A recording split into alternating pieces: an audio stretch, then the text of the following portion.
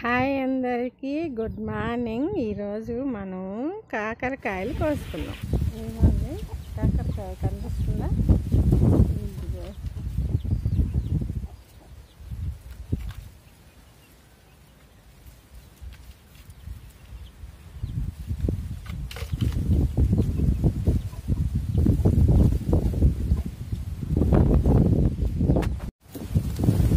చూసారా, ఇది మళ్ళీ ఒక కాకర చెట్టు.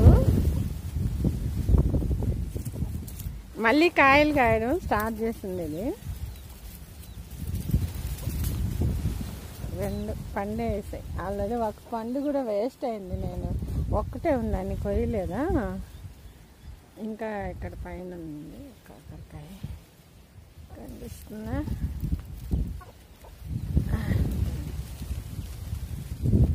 ఇక్కడ దొండకాయలు కూడా ఉన్నాయి. రెండు ఉన్నాయి దొండకాయలు.